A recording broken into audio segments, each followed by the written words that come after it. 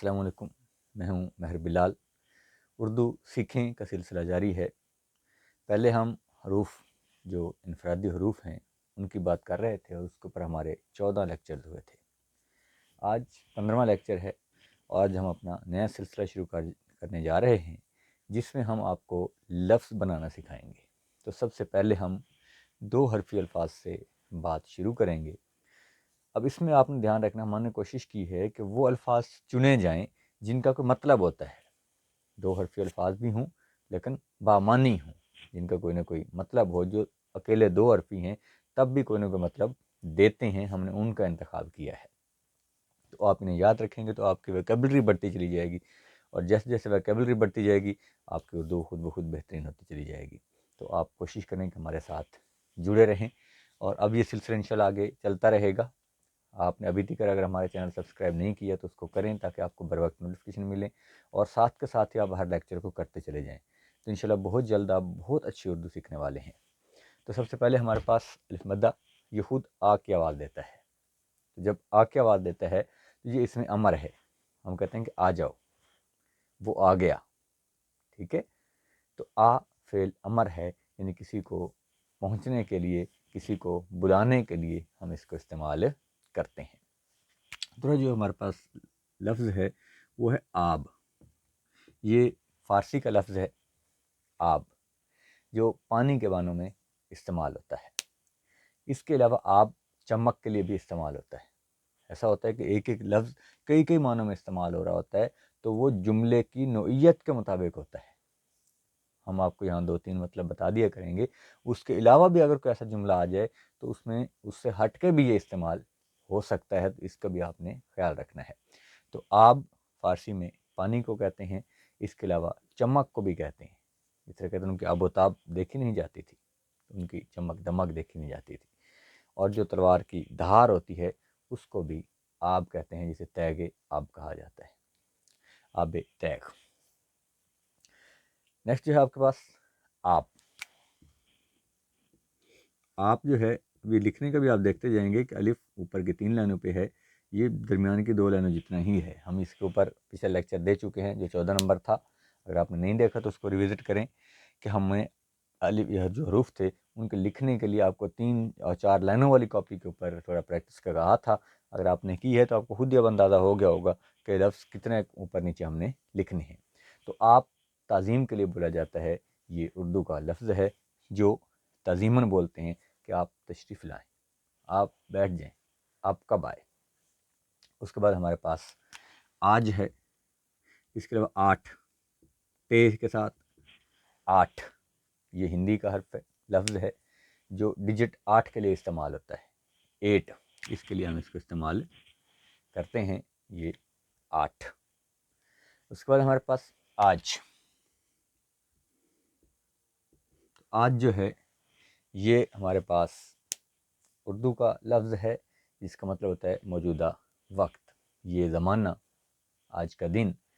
تو اس کو ہم جو موجودہ دور ہے، موجودہ زمانہ ہے، اس کو آج کہتے ہیں۔ اس کے بعد ہمارے پاس ہے آخ۔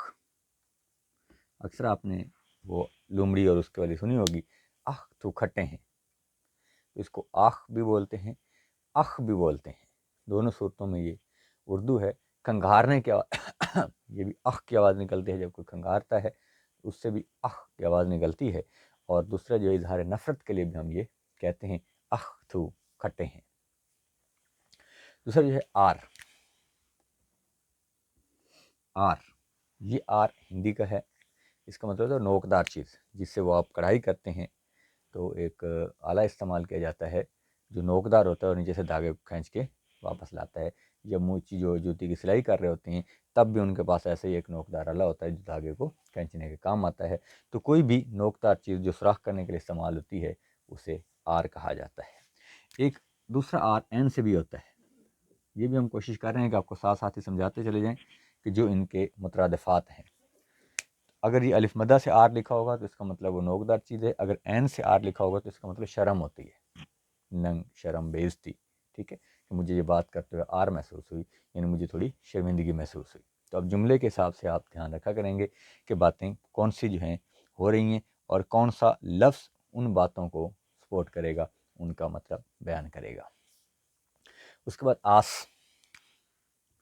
آس جو ہے یہ بھی ہندی کا لفظ ہے اور اس کا مطلب ہوتا ہے امید، بھروسہ، اس کو آس کہتے ہیں۔ اس کے بعد آش، آش جو ہے یہ فارسی کا حرف ہے۔ جب کوئی چیز بہت زیادہ پک جائے اور ان کا ایسے شوربہ سا بن جائے تو اس کو آش کہتے ہیں۔ اکثر مریضوں کو پلانے کے لیے دال کو بہت زیادہ پکایا جاتا ہے تو اس سے وہ جو لیسدار لیکوڈ سا بن جاتا ہے اسے آش کہتے ہیں۔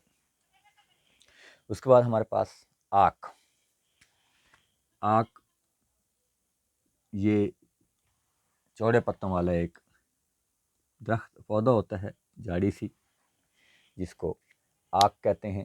خود روح ہوتی ہے اور میڈیکلی بہت زیادہ فائدہ مند ہوتی ہے۔ اس کے پتوں کو توڑنے سے وہاں سے دودھ نکلتا ہے، وہ استعمال ہوتا ہے دوائیاں بنانے کے لیے۔ اس کے جو وہ پھول ہوتے ہیں، ڈوڈیاں، وہ استعمال ہوتی ہیں، اس کے پتے استعمال ہوتے ہیں، یعنی پورے کا پورا پلانٹ جو ہے یہ میڈیکلی بہت زیادہ فائدہ مند ہوتا ہے اور استعمال ہوتا ہے۔ ایک آک یہ ہے، ایک آک این سے بھی ہوتا ہے۔ اس آک کا مطلب ہوتا ہے کسی کو بے دخل کر دینا۔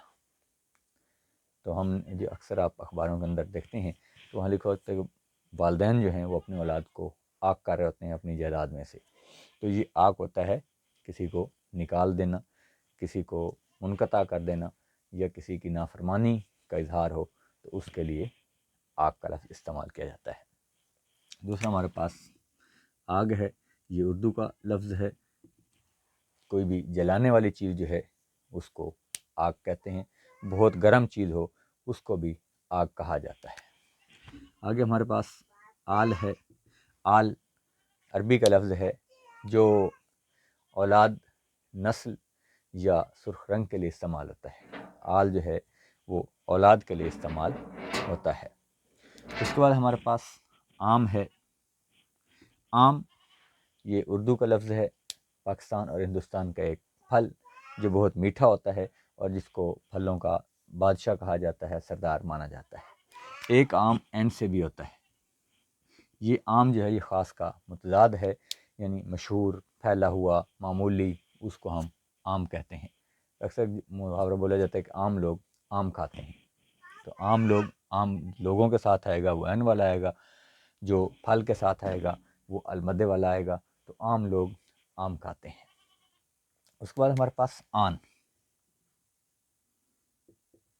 آن جو ہے یہ ہندی کا لفظ ہے، عزت، شرم، اس کو ہم آن کہتے ہیں۔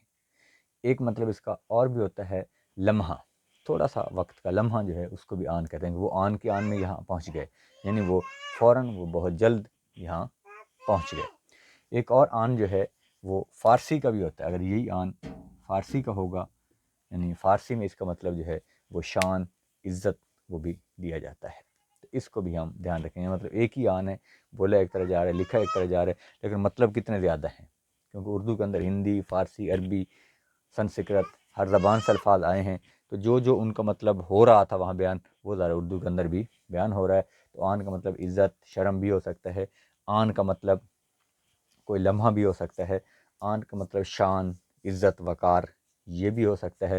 اور ایک آن کا اور مطلب بھی ہوتا ہے جو آنا کا مخفف ہے، یعنی کسی جگہ بندے کا وہ پہنچنے کا جو ہے وہ مخفف ہے، کہ وہ صبح سویرے یہاں آن پہنچے، مطلب صبح صبح وہ یہاں آ گئے، تو آنا کا جو مخفف ہے وہ بھی آن ہوتا ہے، اردو میں آن لکھا جاتا ہے۔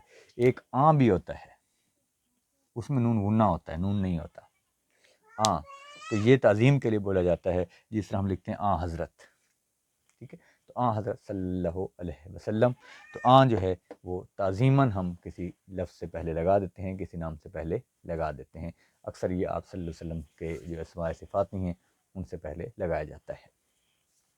اس کے بعد ہمارے پاس ایک لفظ ہے آہ، آہ جو ہے یہ بھی اردو کا لفظ ہے جو کلمہ تأسف ہے، افسوس کے اظہار کے لیے یہ لفظ بولا جاتا ہے، آہ یعنی افسوس۔ تو جب بھی یہ آئے گا اس کے بعد سائن آف ایکسکلیمیشن، یعنی یہ جو فجائیہ کی علامت ہے یہ بھی ساتھ استعمال ہوتی ہے، کیونکہ یہ فجائیہ حروف میں سے ہے حرف تأسف۔ تو امید ہے آپ کو یہ ہماری کاوش پسند آئی ہوگی۔ یہ سلسلہ بہت دیر تک انشاءاللہ چلے گا، اور ایسے ہی ہم ایک ایک حرف کر کے، یعنی اب الف بے پہ ایک ایک حرف کے جو 2 حرفی ہیں وہ بتاتے جائیں گے۔